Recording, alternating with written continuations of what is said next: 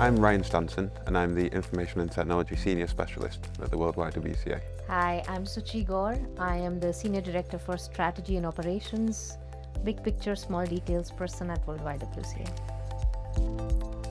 For World YWCA, we are a 180-year-old movement spread across thousands of communities around the world, more than 100 countries. For us, engaging with women and young women has been our very goal and mission, which is why open social comes as a solution in communities and with young women who necessarily don't have the technology or bandwidth on internet data or laptop to engage with us. So for us, that was one of the core requirements of basically anybody who's part of any YWCA leadership initiative in any community, in any marginalized space. Can they be able to access this virtually on a very basic phone and engage in a meaningful way? That was just the core requirement. It was important to create a digital community for young women and women to give a safe space online and speak freely. How we approached Open Social was let's pilot test it with this core group of young women in Asia, Pacific and Africa region. And we started doing some bit of work with them around bringing them together as a feminist festival and seeing, can they engage and share their daily practices, their updates about what they are doing in leadership trainings. Can they talk to each other? Because for us, building that peer learning model was a big focus, not just talking to us, but talking to each other. Some young woman from a tribal village in Bangladesh is actually being able to connect to someone in PNG in Papua New Guinea in Pacific, which is surreal. What we feel now is there is a huge potential of bringing it to the wider movement, to the presidents and general secretaries, the senior leaders, as well as the young leaders, but also internally for us as an organization. While the young women came on the platform, for us to host them together in one meeting and have them go through mental health consultations, to go through reproductive rights issues, conversations in different languages through the collaboration of Open Social and Big Blue Button was a huge success.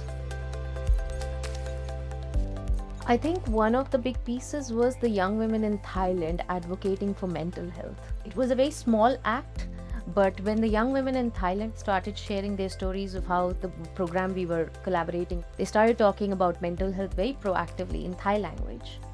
On the platform, the young women from Nepal and from Bangladesh, they actually started responding to it. And they started talking about how that was also something that they were dealing with. It was not so much about advocacy, but more so much about talking about how they felt together in this movement of advocating for mental health issues for young women across these three countries. And it was extremely beautiful to see how different languages and how images came together and how this was having an impactful period on their life. And then you would see suddenly the young woman from Bangladesh commenting on it, talking about how this resonated to her. So it was kind of a cross-country advocacy of sorts and kind of movement building, which we didn't even anticipate, and it ended up happening. Open Social really helped reduce reliance on disconnected tools because it gives a one-shop stop where young women from member associations can go onto the platform. You can, at the click of a button, just click connect with other young women, engage in forums and share in that safe space, which is the most important for us. When these young women, when we were not having this tool of Open Social with us, these young women were trying to get in touch with each other through Facebook or through other platforms, but there's so much crowded. That's a very crowded space.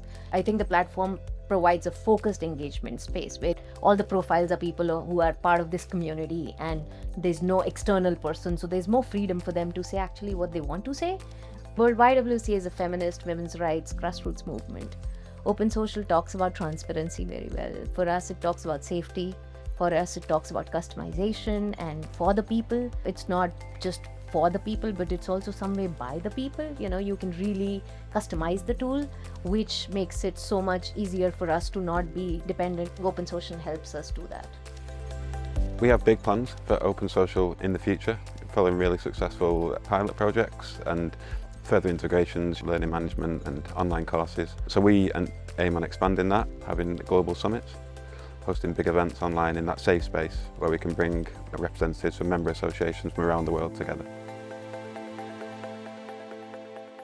We are a Switzerland-based organization. We are spread in global communities. That means data protection is so varied across the world. And when we work with young women and girls, the vulnerability piece of their data is extremely high. We are working with young women who are in tribal. We are working with young women who struggle with different disabilities. We are working with women who are peace defenders. Their safety, their data is extremely important to us. Data sovereignty and control of it is a basic foundation.